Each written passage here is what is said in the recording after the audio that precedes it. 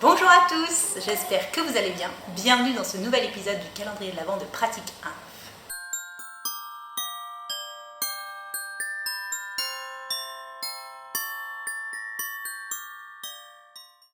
1. Aujourd'hui, on se retrouve encore pour parler analyse sanguine. Aujourd'hui, on va voir ensemble la spécificité de l'analyse des hémocultures. Je vous remets en barre d'infos toutes les vidéos sur la prise de sang que j'ai pu faire sur cette chaîne. Et je vous mets également la vidéo, je ne sais pas si vous l'avez vue, si vous l'avez ratée, du début du calendrier de l'Avent, sur la conduite à tenir en cas d'hyperthermie. Du coup, effectivement, les hémocultures étant un examen de référence dans ce type d'état, ça peut compléter la vidéo d'aujourd'hui. J'espère que ça va vous plaire et je vous laisse tout de suite avec la vidéo.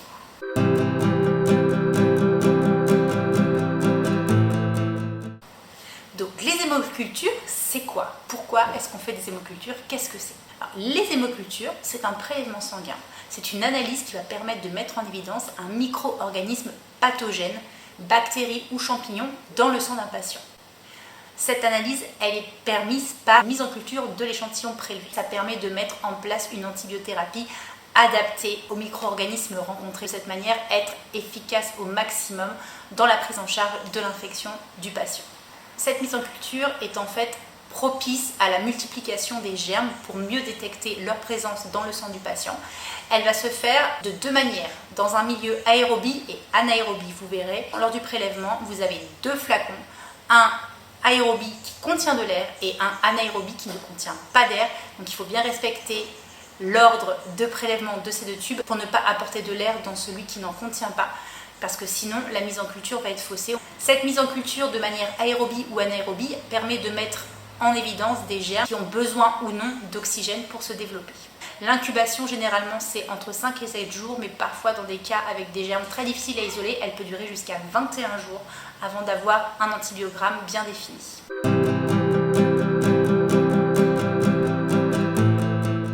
Dans quel cas procède-t-on à ce prélèvement? Le médecin peut prescrire des hémocultures quand le patient présente un état fébrile qui se prolonge sans raison apparente. On peut aussi prescrire des hémocultures chez un patient qui présente des frissons. En cas de très forte hypothermie, c'est aussi un examen qui est très souvent pratiqué chez les patients immunosupprimés, VIH, des patients qui sont sous chimiothérapie, voire même des patients greffés. Voilà, c'est les cas de figure dans lesquels sont prescrits des hémocultures généralement.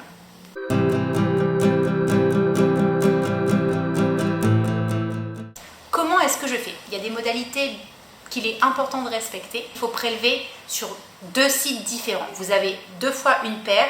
Et c'est important de prélever sur 2 sites différents. Ce qui est bien, c'est d'attendre 1 heure entre chaque prélèvement.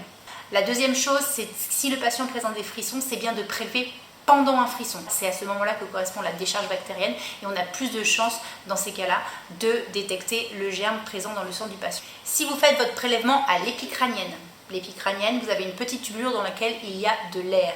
Quand vous adaptez du coup, après avoir piqué dans la veine les pots de recueil, il ne faut pas mettre celui qui ne contient pas d'air, parce qu'en fait l'air de la tubulure va passer dans le flacon anaérobie et donc du coup la mise en culture sera faussée. Si vous prélevez à l'épicrânienne, vous commencez toujours par le pot vert, le pot aérobie. Une fois que l'air a été purgé, vous pouvez adapter le flacon anaérobie, ce qui vous permettra de ne pas fausser la mise en culture et de bien respecter la non-présence d'air dans le flacon. Bien remplir la feuille de renseignement, préciser si le patient présente des signes associés, préciser l'heure de prélèvement de chaque flacon, parce que vous allez envoyer les 2 paires au labo, donc il est important de préciser les horaires, et si le patient est déjà sous antibiotique, parce que souvent comme c'est des patients qui sont fébriles depuis plusieurs jours, il se peut qu'ils soient sous antibiothérapie, donc tout ça, il est important de le préciser. Et bien sûr, toujours bien expliquer au patient pourquoi est-ce qu'on fait ce soin, assurer une présence rassurante. C'est un soin qui est fait souvent dans des contextes très anxiogènes, des hyperthermies inexpliquées depuis plusieurs jours, des frissons, un inconfort assez important. Si vous avez vu ma vidéo sur l'hyperthermie, vous comprenez.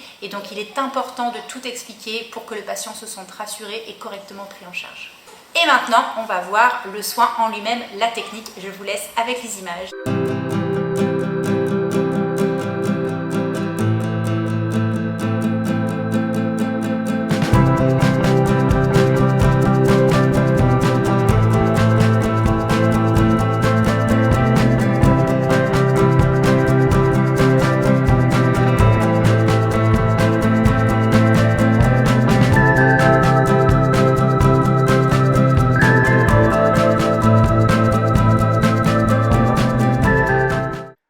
un premier temps, on prépare son plateau, donc les tubes de prélèvement, le petit coton sec et le sparadrap pour après le prélèvement, le corps de pompe qui est un spécial adapté aux tubes qui sont un petit peu plus gros et un petit peu plus larges que les tubes habituels, qu'on adapte à l'épicrânienne. On ajoute également le garrot dans le plateau, on prépare ensuite tout ce qui va recevoir les déchets pendant le soin, la boîte à aiguilles et le sac poubelle. On procède à un lavage simple des mains et on prépare le matériel. Donc après avoir déplié stérilement le champ, on va déposer dans celui-ci, toujours sans toucher les compresses, en ouvrant le paquet de manière stérile, les compresses qui vont être nécessaires pour le soin. Donc on en ouvre plusieurs à des endroits différents pour les imprégner des différents antiseptiques qu'on va utiliser. Donc je commence, vous voyez, par le sérum physiologique. Ensuite, nous allons mettre la bêta rouge sur un paquet, puis la bêta jaune, et on garde un paquet de compresses sèches pour pouvoir vraiment pratiquer la détertion en 4 temps de la meilleure des manières. On pratique ensuite un lavage chapelet des mains. Ici, je le fais à la solution hydroalcoolique et j'enfile mes gants pour débuter le soin. On retire ensuite les 2 opercules des 2 tubes de prélèvement. On fait un tampon avec les compresses imprégnées de bétatine jaune et on nettoie, on fait une détertion de la partie supérieure des 2 tubes. On procède de cette manière pour limiter la contamination du site de ponction des tubes de prélèvement et de cette manière d'assurer une mise en culture complètement stérile.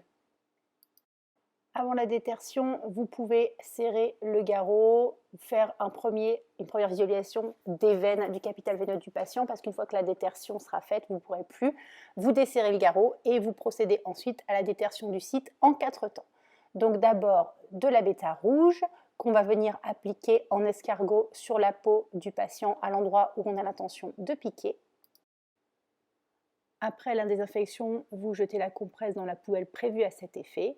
Ensuite, vous allez rincer la bêta rouge avec le sérum physiologique, toujours en formant un tampon avec les 4 coins de la compresse que vous ramenez vers le centre pour ne pas toucher le centre de la compresse qui, lui, reste stérile et va servir à la détertion. Toujours en escargot. Puis vous séchez la zone exactement de la même manière avec le tampon, avec les compresses sèches. Vous prenez ensuite la compresse imbibée de bêta jaune et vous procédez comme les étapes précédentes à une détertion en escargot du site de prélèvement. Vous pouvez ensuite remettre en place le garrot. J'ai oublié de le préciser, mais bien sûr, si le patient est allergique, il est interdit de faire la détertion à la bétadine. Une fois que vous avez fait tout ça, vous pouvez ponctionner la veine et adapter d'abord, du coup, comme c'est à l'épicrânienne, le tube aérobie pour assurer une purge de l'épicrânienne et de cette manière chasser l'air dans le flacon qui en contient déjà. Et une fois que cela est fait, vous adapterez ensuite dans un second temps le flacon anaérobie. Donc les 2 tubes doivent être prélevés jusqu'au repère que je vous montre avec mon pouce qui correspond à peu près à 10 ml. Une fois que les 2 tubes sont remplis, vous retirez le garrot, l'épicrânienne. Vous mettez ensuite en place un petit coton sec avec un sparadrap pour éviter tout saignement. Et pour clôturer le soin, bien sûr, on se lave les mains. Et voilà, vous connaissez tout sur les hémocultures. J'ai hâte de savoir si vous avez déjà pratiqué ce soin, dans quel contexte, si maintenant que vous avez vu comment ça se passait, vous avez moins d'appréhension. Comme d'habitude, je vous attends dans les commentaires, j'adore vous lire.